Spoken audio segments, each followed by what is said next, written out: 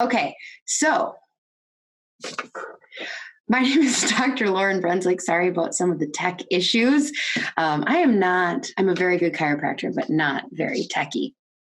So I'm really excited about sharing tonight's information with you all because this is stuff that our family uses and it helps our kids transition. So for those that don't know me, my name is Lauren Brunswick and I am the owner and founding doctor at Blue Hills Chiropractic. I have two kids. I have a 4-year-old and a 7-year-old. And they are both in school this year. And we've got a business, we've got a nonprofit. I'm just really a mom that's in the thick of it. And so I can relate to a lot of this. So where a lot of this advice, like I said, has come from, has been my experience and what has worked best with our family. So Blue Hills Chiropractic has 2 clinics. We have one in Cumberland and Rice Lake, and we've actually recently started working in a couple schools in Northwest Wisconsin, which is super exciting. And we are a different type of chiropractic clinic in this area, meaning that we focus on symptoms by digging deeper. We dig past pain. So often this means that when we are helping kids with something or adults, it's on things like focus, attention, tantrums, digestive stuff, immune things, not just neck and back pain like you might think of a traditional chiropractor. So for a better school year, so for the goals for tonight is we want to go over 2 main things. 1, what does stress do to the brain? And 2, how can you as a parent or someone, maybe you're not a parent, but you're a grandparent or you're a daycare provider or a teacher, how can you help? So before we talk about what stress, what the stressors are and how you can help, we have to talk about what it does to their brain.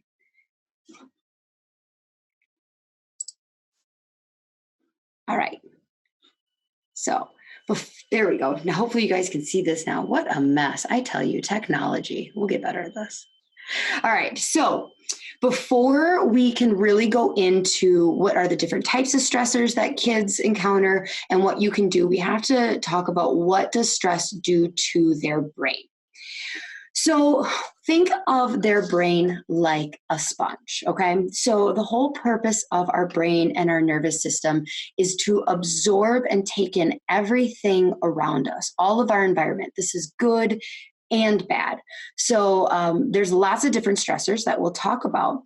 But as the brain is absorbing all of these experiences, good and bad, different environments, what can happen is sometimes it gets a little too much. And this is often when there's a big change happening. This can be something like somebody's sick in the family or the death of a dog, or it can be good things like a trip to Disneyland, a sleepover at grandma and grandpa's. Anything that's like a big shift will automatically kind of put the brain into a protective mode. So like a sponge, when it's too much stimulation, what we see is a child begin to get overwhelmed. And this is like an oversaturated sponge, right? Like the sponge is no longer able to absorb anything else. And that's what happens is the child is so soaked in and overwhelmed and oversaturated with experiences that it can't absorb anything more. So then what begins to happen is we see a negative or unwanted outcome. So the brain and nervous system, which is normally supposed to take in things, process it, and then tell the body how to respond, what happens is because it's overwhelmed and oversaturated, the brain is unable to determine what the correct response is in a situation. So things that we see happen then are things like asthma or allergies, increased focus or meltdowns, really bad sleep, tummy aches. All of these things are the child's body taking in a stimulus, but being so overwhelmed and oversaturated that it doesn't know how to respond appropriately. And we see an unwanted response, kind of a confused response where it's like, you shouldn't respond that way to that. Right? So like a child's nervous system that isn't oversaturated or overwhelmed should be able to run back and forth on a soccer field without experiencing asthma. But when we see a child that system has consistently been overwhelmed, we start to see these unwanted or confused symptoms. So this is because the child's nervous system, when it's in that overstimulated, oversaturated sense, it's put into a mode that we call fight or flight. So fight or flight is an evolutionary mode in our body, meaning we're just in protect and survive mode. Now, this isn't good for an adult or child to be in this mode on a day-to-day basis. From an evolutionary standpoint, we were meant to only be in this mode temporarily for a short period of time. And then what's supposed to happen is our body, when we go through something major, we're in fight or flight, but then when we feel safe again, we come out of fight or flight and relaxed into a state called rest and digest. So this is a state that a child should really be in 90 to 95% of their day. Rest and digest is where normal growth and development happen, healthy aging, and we're able to focus, we're able to digest lunch, we're able to go to sleep, we're able to learn appropriately. When we get stuck in fight or flight, which happens when we have overstimulated children all day, every day for year after year, is that the body really deprioritizes all those things that are supposed to happen in rest and digest, like growth and development, proper learning, reading, sleeping, digestion. So let's talk about what some of the stressors are.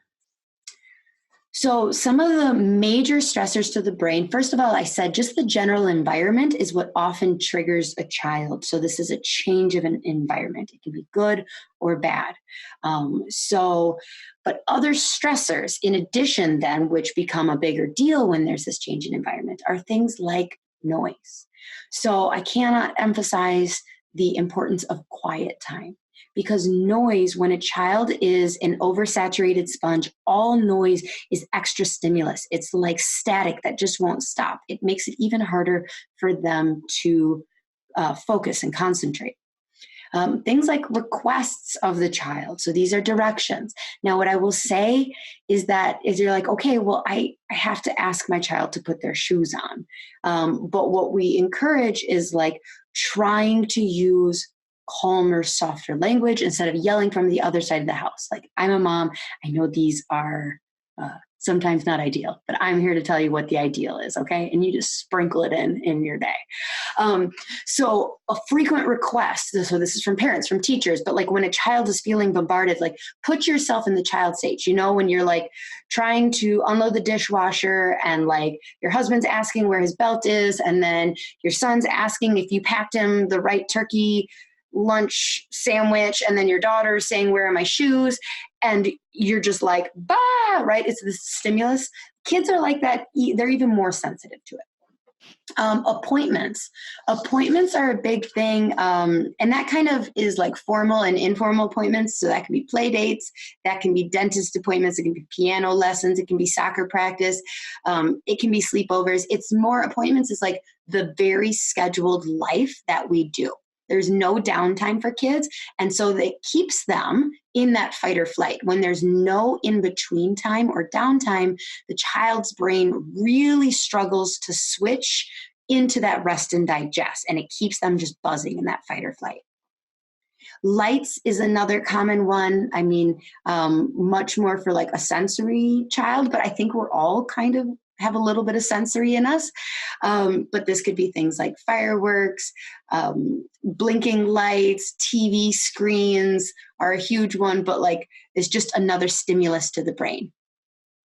Social interactions, good and bad. So this is at school, this is bullying, it's also the good, the stress of like wanting to make friends. All of that are your child having to try to act, what should I say, how do I do? And it causes anxiety and stress. The schedule, we talked about this. So it's the appointments, it's the overstimulated schedule, fake food. So again, I'm a parent. We do not eat as good of a diet as I wish we did. But when we're looking at times of trying to help the child adapt and respond to a new thing in life, being conscious that like, packing the sandwich for the car would be healthier than stopping at Subway if possible. An apple is substantially better for the brain than the chips. Again, and even if you just go like, for these 2 weeks while we're getting used to school, or we're coming back from break, or coming back from vacation, it's these little things that you can help with. Obligations. This really still falls under like the appointments and the overscheduled, the way we book our calendar is so stimulating to a child's brain, and it just does not allow for that childhood, that play, and it keeps them just overly stimulated. And then lastly, one of the major stressors is screens. This is something that they're learning from us right now. You're on your phone or on a computer watching a screen after dinner. A lot of times we're watching screens. And studies have shown that screens are going to really be a negative stimulus to the brain, as well as decrease their ability to sleep. So keeping that to 2 hours is going to be helpful a day.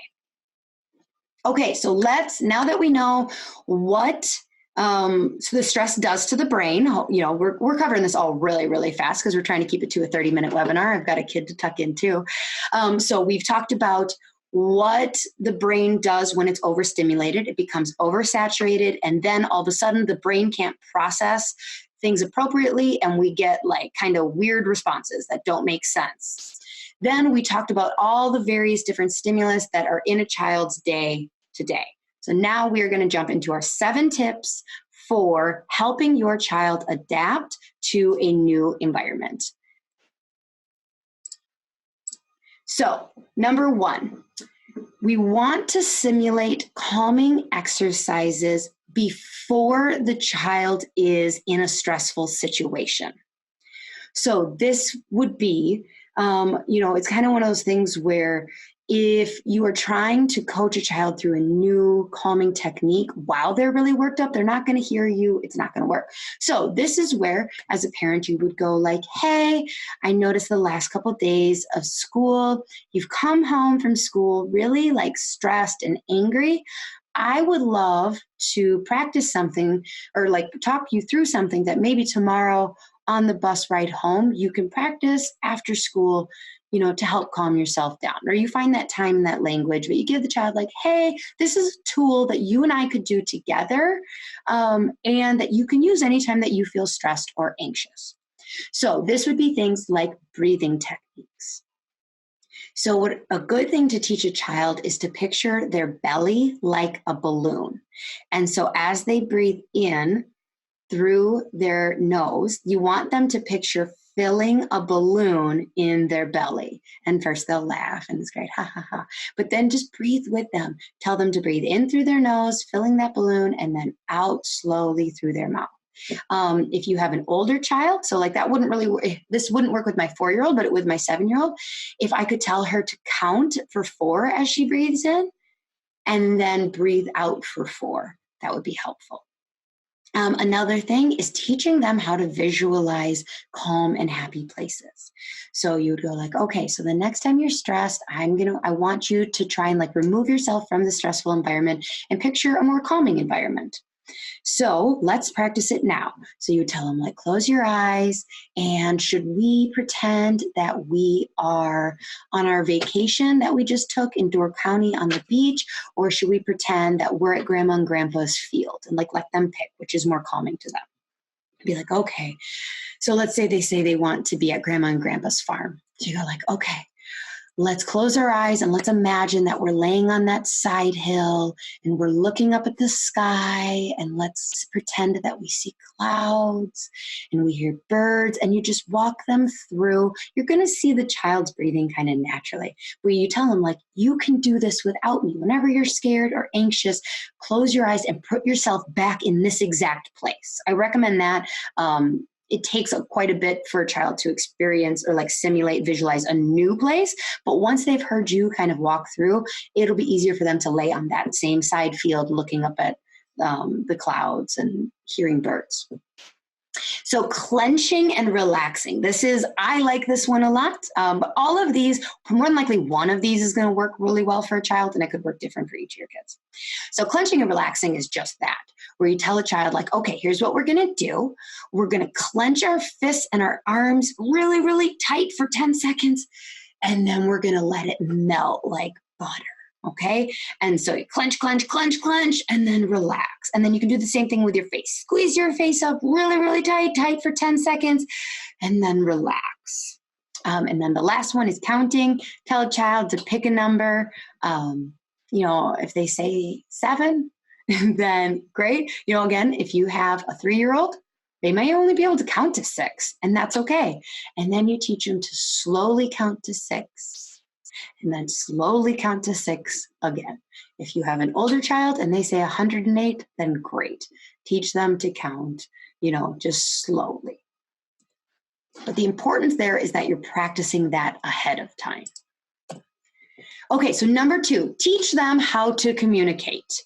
So this is done a couple different ways. So like where a lot of frustration and anger comes from a child is when they don't feel like they have the tools to even acknowledge what they're feeling themselves and to communicate that to an adult or somebody who can help them. So step 1, and this is so important, is for you as the adults in the home or as the daycare providers to demonstrate this with words and actions yourself. And it's definitely, you're used to doing stuff like this, but it looks just like, mommy is very stressed right now. I'm going to go onto the porch and visualize my happy place, and I will be back in 4 minutes. And then you need to come back, like whether you're in a good mood or not, you need to come back and like demonstrate like, that really helped. The more that you can open up your emotional vocabulary, that has also been shown to really help kids' brains process what they're feeling. So when we just use words like mad and sad, well, what happens is then the child gets anxiety or frustration when they're feeling a feeling, but it's not mad, but it's not sad. So the more that you can demonstrate words like mom's really confused right now, or dad's feelings are hurt, or like just the more you can use lots of different phrasing and then tie together like, I'm going to count to 10. You can do it in front of them like, mom's just really scared, and so I'm going to count to 10. Those are really good things for them to see you do. So then just communicating with them. A lot of times, if you're a parent, saying like, how was your day? You kind of get a bad answer. Very few kids are like, well, let me tell you exactly how my day. Well, it started really great, and then Billy pushed me, and that made me feel sad. And so it's rarely how it works. We usually don't get much. And it's because like their brains are just, there's so much that happened in there that when you ask such a vague question, they don't even know where to begin. So practice like lots of different phrasing. Tell me one good thing and one bad thing that happened today. What was something that surprised you today? Is there any time today that you felt nervous? Were you nice to anybody today? Did anybody make you smile? Like those are all, and again, parents, these are going to require practice. Do not get discouraged if the very first time that you say, did you feel lonely today at any point? The kid just goes, no. Like it takes practice for the child on both ends, for you asking, but then also them being in a place to receive it and respond. So just keep practicing. Don't give up just because it didn't work the first day. And if your child is maybe not like, you're not feeling that they want to talk to you, maybe you've got like an 11-year-old and you're like, there's no way my 11-year-old's going to tell me if somebody made them smile today. Then getting them some like just simple writing or journaling. The older, the less guidance I would give on it. But, with younger, you could print out something, like you could just make something on a piece of paper and photocopy it that says like something that made me happy and something that made me sad. And it's just an 8.5 by 11. And if it's a younger child, teach them at night before bed. This could be part of your routine of like, draw a picture of something that made you happy today. Draw a picture of something that made you sad. And then as they get older, obviously this can get more and more advanced. If you've got like a 4 or 5-year-old, you could add on their different emotion, like emojis, and like circle the emoji that you felt today, where it's a sad face, a tear, an angry face, a happy face. It's just getting them used to communicating their feelings. It's really, really important for emotional intelligence and their brain's ability to process this. I put on there the happyselfjournal.com is a really cute journal. I don't know what ages they have. When I looked at it, it looked like it would be somewhere between like 6 and 9, but they might have younger and older, and I just didn't see it on the site. But it's a really cute journal geared towards kids. But you could totally just make one yourself. If you are at a loss, go to Pinterest. Okay, step number 3, bring boredom back. This is hard for us adults. Okay, maybe it's not all hard for you. It's really hard for me because I think like of all the things that I need to be doing. So a lot of times bringing boredom back is uncomfortable for us. And then when our kids start squawking because they're bored, it is doubly uncomfortable. So the boredom is so important for the brain to switch from that fight or flight that we talked about, that overstimulated, oversaturated brain that's just been experiencing go, go, go, go, go for so long, and it doesn't know how to relax and calm down. And when the brain can't relax and calm down, it can't process its environment well, and then we see all this unwanted behavior. So, steps to bringing boredom back. Simplify the schedule. This is hard because it requires a lot of saying no. And we don't want to say no. Like sometimes we have to say no to the things that we really want to do, like going to a friend's house for the Packer Viking game, or, it could be cleaning out the garage, but simplifying the schedule, not leaving, just allowing space with like, I don't know what the plan is. What should we do? Check in on their previous commitments. Yeah, maybe they did soccer last year. Ask the child before, well, they probably just started soccer, but like, if they're in Girl Scouts and the first meeting's coming up, take a minute to be like, are you still enjoying Girl Scouts? Do you want to take a break from it? This is controversial because a lot of parents are like, no, I'm teaching my child teamwork and I'm teaching them that you don't back out on your commitments. And I agree, if you're mid-season, like that's not the time. And so anytime that before something is about to kick off to have this conversation, but like there's a lot of parent and social stress on us as parents to make sure we have our kids in all this stuff. And it's like we as parents feel FOMO that like our kids aren't in Boy Scouts. Oh my gosh, everybody else's kid is in Boy Scouts. I'm a bad parent because I didn't put my kid in Boy Scouts. And you're just going to have to get over that because what's happening with kids is they're getting sicker and more stressed because we're just continuing to fill their schedule more and more. And so what we want you to do is only have 1 to 2 nights during the week to have after school or work planned activities. Now, Saturday, I don't count Saturday in it. Sunday night needs to be an at-home night whenever possible. Like we guard our Sunday nights. I don't know what you guard something a lot by. But it has to be very special in order for us to not be home by like 6 p.m. on Sunday. But yeah, so Monday through Friday, or Sunday through Friday is probably a better thing. 1 to 2 nights with scheduled commitments. And that can be really hard, but it allows that 4 or 5 nights of having a simple schedule. So during those 4 to 5 nights of simple schedules, I encourage you to have a long, boring dinner. You guys are like, what are you talking about? So we as parents, because we've got Beth and she has to practice piano and then he's got math homework and then we got to do this. And then after they go to bed, I have to catch up on emails and send that thing for that meeting tomorrow. And so what we do is we rush through dinner, right? And that is one of the worst things we can do. So I encourage you as parents, first of all, this is just going to be really good for like you not overeating and like maybe if you have a goal of losing weight, fantastic, this will help. But sit down. It doesn't have to be at the dinner table. It can be at the breakfast bar. It can be in the living room on a blanket. It can be a picnic. TV needs to be off though. I encourage even music off. I want it just like bored because what happens is when our brain doesn't have noise and lights and stimulus coming in, it forces it to actually start processing and slow down. And that's when we start to see these kids kick back into rest and digest instead of fight or flight. Then no screens. So this is great. This is where initially, so this can be presented 1 of 2 ways, parents. We're not watching TV tonight. And they're like, why? Because some smart lady at Blue Hills Chiropractic told me I wasn't allowed to. Don't do that, please. They'll hate me. Or it can be like, hey, I think that we should have a really fun night together as a family. And we're not going to have the TV on, but what should we do?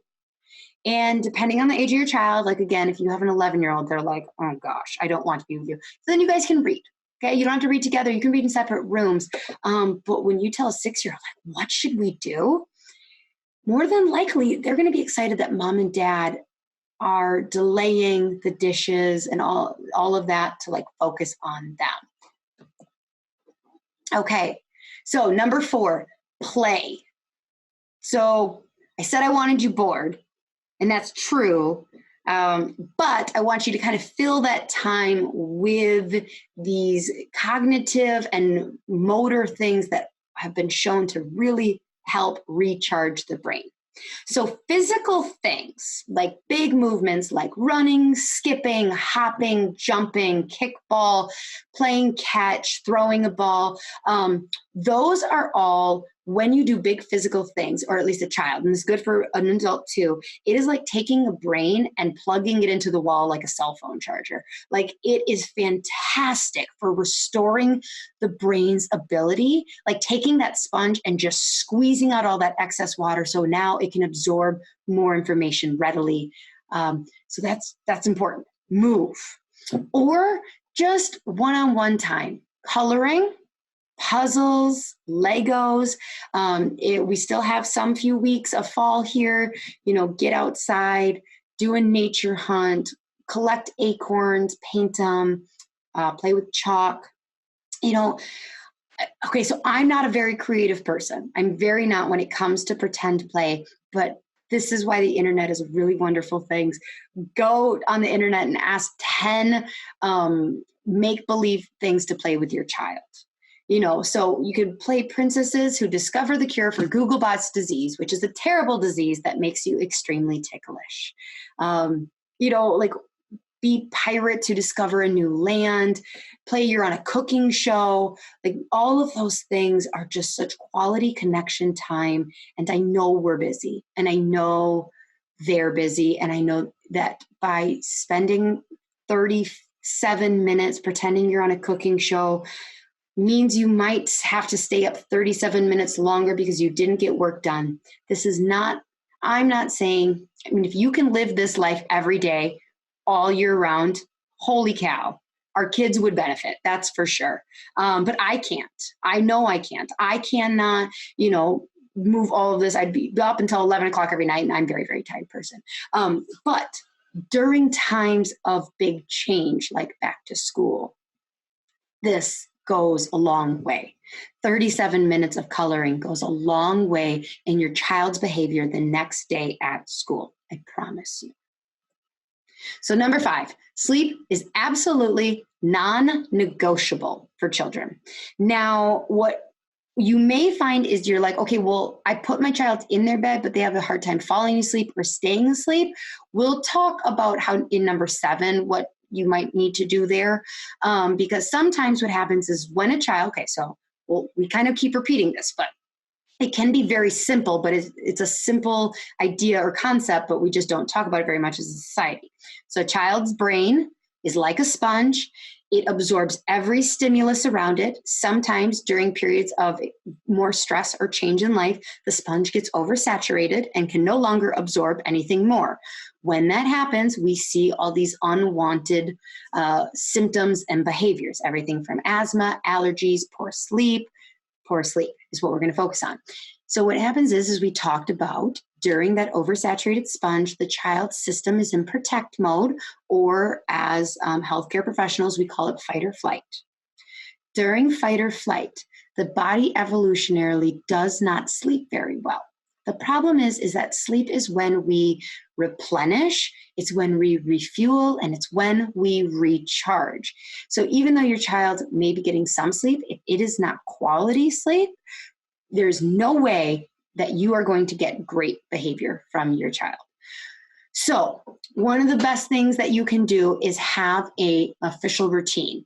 Visuals are always great for kids. So once you figure out a routine that works for you, like put it, like draw it out. It doesn't need to be fancy, guys. Like make stick figures and things like that, and put it on the fridge. Put times with it. So, if you need to tell Siri to make an alarm to go off every night at 7:30, that's what great. You're going to find what works for you guys. But so you say every night at 7:30.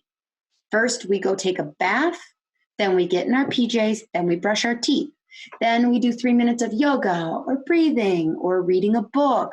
Then we do a 5-minute guided meditation or pray as a family. And then the lights go out and we go to bed. And we play this music and we have this nightlight on. Like I have said multiple times, that change is one of the biggest things that sets a child's system into a tizzy. They think of that from a counter, they cling on to routine. So having a different routine every night does not help a child. It actually gives them so much more if you can provide them with a consistent. Children need on average 10 hours of sleep. So do the math. I mean, if they need to be up by 6:30 to be on the bus, I don't know what the math is, but that means they need to be in bed, preferably sleeping 10 hours prior. What is that? I don't know, 8 o'clock. Okay, number 6, we're almost done, guys. So calmer mornings. So in our house, we don't have TV on for sure on Monday mornings. Okay, so like I told you, I protect Sunday night and Monday mornings. That's just because our family, we struggle to come out of like the overstimulation of the weekend a lot. I'm not as good at guarding the weekends as I am the weekdays. So if you can do this every morning, I think you're probably going to like it. But there's different ways that you can make calmer mornings. So you can meal prep. So this would be like a refrigerator oatmeal, like that's a thing on Pinterest. Like go on Pinterest, people. This is what the internet is for. It's amazing. Find things that your kids like. Make healthy mini muffins on Sunday. But anything that you can do that takes something out of the morning. Or you can even take orders the night before. Like if you're not a meal prepper, like I just haven't gotten around to it, I will sometimes ask my kids like, okay, in the morning, do you want scrambled eggs and a smoothie? Do you want toast with peanut butter? Like I get their order so that way in the morning, I can kind of be prepping that breakfast before they wake up. And I'm not like, hey, Charlie, what do you want? And I'm yelling at them, the request. Okay. No TV really helps. It really, really helps in the morning because the kids eat their breakfast faster. They don't zone out to TV. So therefore they get dressed and you just have more time. Clothes laid out the night before, lunches pre-prepped, backpacked, emptied. I mean, the more things that you can do the night before, so your morning, dare I say, what would happen to their little brains if the morning they felt a little bit of boredom before you had to leave for school, instead of what I have a feeling most of your mornings is da-da-da-da-da-da-da-da, right? Like yelling, like, put your shoes on for the 7th time, right? And then we kick them out the door to school and we're surprised that they're not learning and they're not calm, right? Like we haven't done much in our own household to create that atmosphere for their brain to be calm.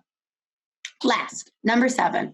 So we talked about a lot of things, things like sleep, things like digestion, and all of, asthma. So all of these things will definitely help create a less stimulated environment for your child so your child's brain can switch from fight or flight into growth and development or rest and digest. You're without doing anything other than just decreasing the stimulus in your child's brain, you're going to see better behavior. Sometimes a child's been stuck in fight or flight for a while, though. And so it's really stuck. And you can throw away your TV. You can only eat organic produce. You can do all the things, and you're still kind of get like plateau with your child's immune system, their sleep patterns, their digestion, their behavior. So this is where specialists like Blue Hills Chiropractic come in. So I talked a little bit in the beginning how we're not a normal chiropractor. We really focus on the connection between the brain and the body. because the brain's ability to communicate with the body is it's literally the most important thing in your child living to their full potential. If the brain is having a hard time telling the heart to calm down, then when they're really nervous, they can't calm down. If the brain is having a hard time telling the body to fall asleep, then no matter what kind of a sleep routine you do, they will struggle to fall asleep. So in the clinic, we do what we call a nerve scan. This is a very simple and non-invasive scan. It only receives information from the child. It does not put anything into the system. It's not like an x-ray. It's just receiving information. What that does is that tells us any roadblocks between the brain and the body. If there are roadblocks in your child's brain and body connection, we'll see them on the scans, we'll show them to you, and then it tells us where they are, and then we know how to remove them. So removing them, those are those areas where the body's really holding on to that stress, then we can, through gentle adjustments, take that off. And what happens is when the roadblock is removed, the brain can properly talk to the body. And then we see ideal communication and better behavior and performance. So that was it. Okay, I went over 30 minutes, but mostly because I had tech issues. We are really here to help. We want you to ask us anything. Even if you're not interested in having your child scanned at this point, we understand there will be a time when you're ready and we want to be there. If you have any questions from this webinar, anything on nutrition, supplements, please reach out to us. We are kind of obsessed when it comes to helping kids live a childhood. That's really what we stand for at Blue Hills Chiropractic, is bringing back childhood. So you can email us at hello@bluehillschiropractic.com, or you can find us at Blue Hills Chiro on Facebook or Instagram. And we are pretty responsive on all of those. So thank you so much for sharing this time with me. I hope that you got something out of it, and we look forward to hearing from you.